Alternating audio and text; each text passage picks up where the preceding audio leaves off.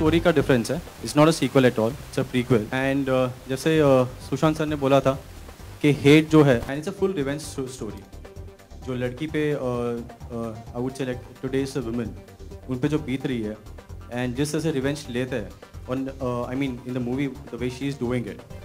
सो सिर्फ यही दिखा था कि इसका टाइटल हेट ही बराबर जाता है. फिल्म की कहानी I think also for an actor, female actor, आज की तारीख में ऐसा रोल मिलना वेयर एक चीज़ होती है कि आप एक फिल्म का हिस्सा हैं बट एक पूरी फिल्म अपने शोल्डर्स पर लेना आई मीन एक बहुत बड़ी रिस्पॉन्सिबिलिटी है. तो मैं कहूँगी कि it was an opportunity for me, तो I don't want to run away from it. And when I was offered, I think Vishal ने बहुत बिलीफ दिखाया एंड मेरे को एक्टर्स इतने कमाल के हैं.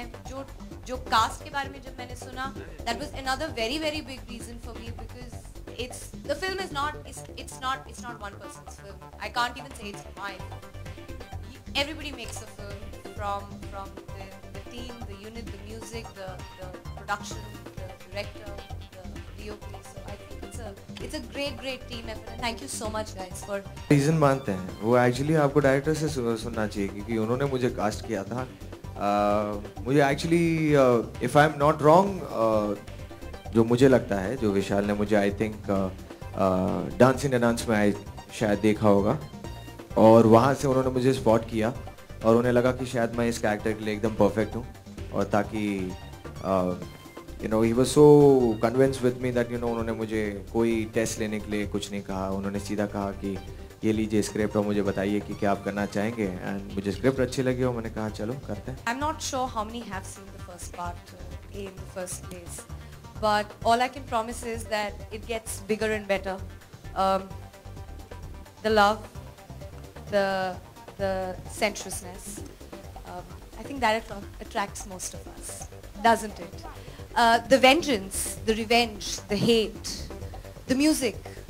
It's a very powerful film. I hadn't seen the promo myself actually, so not to be biased, but I was getting goosebumps myself thinking of how we shot and how the script had actually developed while we were shooting. So I hope the audience can actually go through the same journey as us.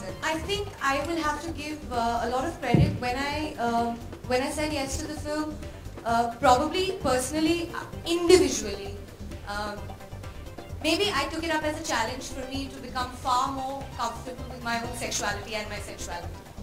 In my head, it was a personal journey for me, and for me, my professional and my personal journeys sort of work parallelly, and I think it works best. That's my ideology in life. So it was more of a challenge to really get comfortable with myself and to break any blocks that did exist as an actor, and I hope I have broken. I don't know, I have broken a lot of them, and I'm very comfortable kissing your type. I don't understand that at all, and I think that happens more or less more so in Bollywood. We speak of अरे typecast तो नहीं हो जाएंगे, अरे stereotype नहीं हो जाएंगे. क्यों? एक बोल्ड फिल्म करने के बाद आपके अंदर एज एन एक्टर और कुछ नहीं है that nobody else can really dig out of you, or you don't have the capacity or the potential to explore yourself more, or somebody else having that belief.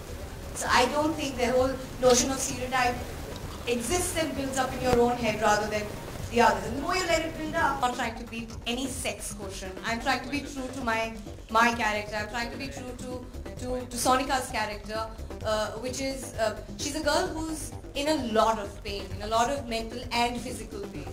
So it's her outburst of emotion, of anger, of pain, of agony that comes out in the form of vengeance, and Shant to call the beating for it, didn't you? Yeah, so coming back to your question, I don't want to deviate. What is the meaning of sexuality? If you ask me today, I'm most comfortable in my skin today. I'm extremely happy for who I am, what I am, and that to me is sexuality and sensuality, and not showing off skin. That I think is only a means to showcase and convey glamour, and nothing more than that. To me, it's absolutely non-substantial, and hence I don't give it that importance.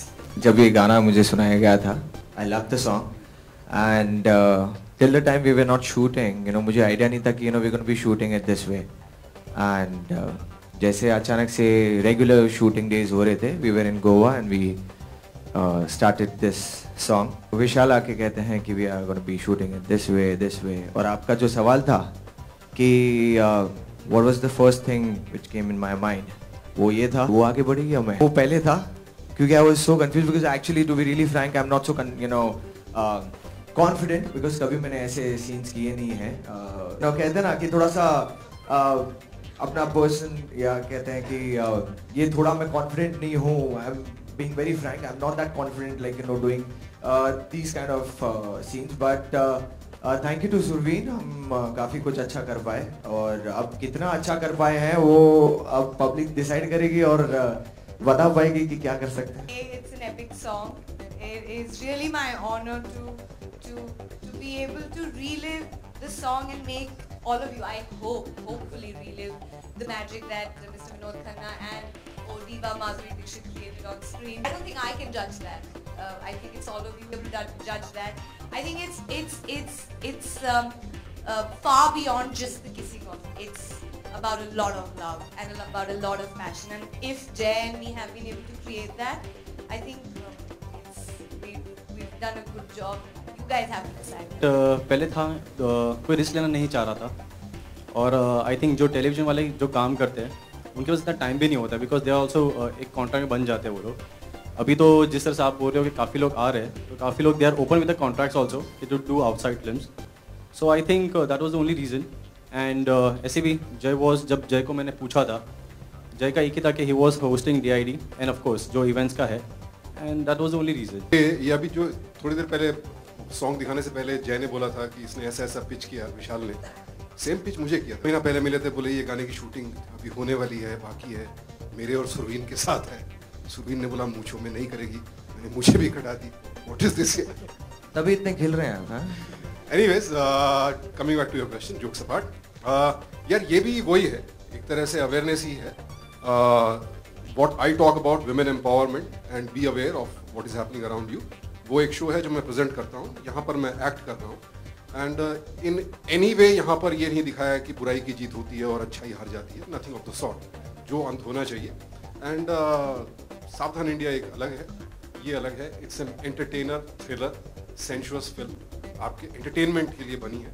Message जो भी है वो आपको बाद में मिल जाता है, साथ में लेके जाओ, नहीं मिलता है तो पॉपकॉर्न. क्या जिंदगी भर क्या ये करते बैठेंगे? चैन से सोना है तो जाग जाओ. अरे एक बार कर लिया ना, टीवी में कर रहे हैं, अभी क्या फिल्मों में भी ये करेंगे?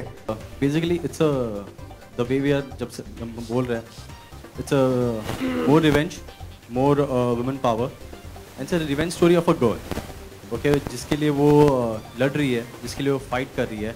सो basically it's a revenge story of a girl. So बाकी भी एक ही पोस्टर आप देख रहे हैं, बाकी पोस्टर आने बाकी है. Exactly, to be really frank, अगर समझो मैं वही चीज़ करते रहूँ जो मैं टीवी में करते आ रहा हूँ, तो फिर मैं फिल्म्स में आने का मेरा मतलब क्या है?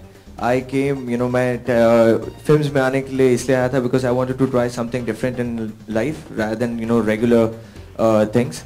एंड डेफिनेटली सर ये एक फिल्म नहीं है, उसके बाद आने वाली बहुत फिल्म्स आएंगी मेरी और फन में उनके लिए भी है. सो मैंने सोचा कि क्या है कि DID में सारी माओं को और सारे सासों को और सारे बच्चों को खुश कर दिया है. They have been my fine.